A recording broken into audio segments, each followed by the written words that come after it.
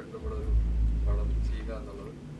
പക്ഷെ അത് ഞാൻ ഏറ്റവും കൂടുതൽ ആഗ്രഹിച്ചത് ദിലീപേട്ടൻ്റെ ജോണർ നമുക്ക് എല്ലാവർക്കും നമ്മൾ ഏറ്റവും കൂടുതൽ ഇഷ്ടപ്പെടുന്ന അറിയാമല്ലോ, ഒരു ഹ്യൂമർ, ജനങ്ങളെ തിയേറ്ററിനെ ചിരിപ്പിച്ച് കുലുക്കുന്ന ആ രീതിയിലുള്ള സിനിമയാണ് ആഗ്രഹിച്ചിരുന്നത്. പക്ഷെ ഒരുപാട് വ്യത്യസ്തമായിട്ടുള്ളൊരു ക്യാരക്ടറാണ് ഈ ദിലീപേട്ടൻ്റെ സിനിമയിൽ കിട്ടിയത്. എന്നെ വിളിച്ച സതീഷ് ഭായിയോടും ഞാൻ മതിയെന്ന് സമ്മതിച്ച ദിലീപേട്ടനോടും എനിക്ക് ഒരുപാട് സന്തോഷമുണ്ട്.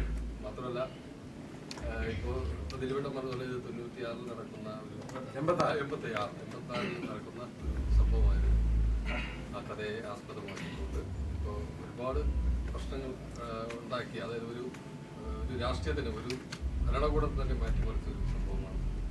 ഇപ്പോൾ ഒരുപാട് പേർക്ക് സത്യം പറഞ്ഞാൽ ഇത് അറിയത്തില്ലായിരുന്നു. പക്ഷെ നമ്മുടെ ട്രെയിലറും നമ്മുടെ സോങ്ങും ഇതൊക്കെ ഇറങ്ങിയതിന് ശേഷം ഒരുപാട് റിയാക്ഷൻസ് വീഡിയോ യൂട്യൂബിലൊക്കെ ഇറങ്ങിയിട്ടുണ്ടായിരുന്നു ഇതിനെക്കുറിച്ച്, സിനിമയെക്കുറിച്ച്. അപ്പോൾ അത് കണ്ട് ഒരുപാട് പേർക്ക് മനസ്സിലായിട്ടുണ്ട്. എൻ്റെ അടുത്തൊരു സുഹൃത്ത് ചോദിച്ചു, എന്താണ് തങ്കമണി സംഭവം, ഈ പടം എല്ലാവർക്കും മനസ്സിലാവും. ഞാൻ പറഞ്ഞ്, നിനക്ക് എന്ന് നിന്റെ മൊയ്തീൻ്റെ കഥ അറിയാമോ എന്ന് ചോദിച്ചു. ഈ പടം കണ്ടിട്ടല്ലേ മനസ്സിലാക്കിയത്, അതുപോലെ ഇത് നിനക്ക് മനസ്സിലാവും, എല്ലാവർക്കും അറിയാവുന്നൊരു സംഭവമാണ്.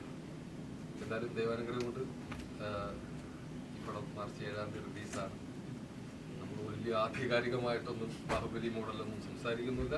ഒരു കുഞ്ഞ് ഫാമിലി സിനിമയാണ് നമ്മുടെ തങ്കമണി എന്ന് പറയുന്നത്. എല്ലാവരും ഇത് കൈനീട്ടി സ്വീകരിക്കുന്നു. ഇപ്പോൾ ഒരാളെ സിനിമയെ കൈനീട്ടി സ്വീകരിച്ച് തിയേറ്ററിൽ നിന്ന് സത്യം പറഞ്ഞാൽ നമുക്കൊരു ടിക്കറ്റ് കിട്ടാത്ത അവസ്ഥയിലാണ്. ആ സന്തോഷമാണ്. അതുപോലെ നമ്മുടെ സിനിമയും ഇത് കൈനീട്ടി സ്വീകരിക്കണമെന്ന് ആത്മാർത്ഥമായി പ്രാർത്ഥിക്കുന്നു. കാലം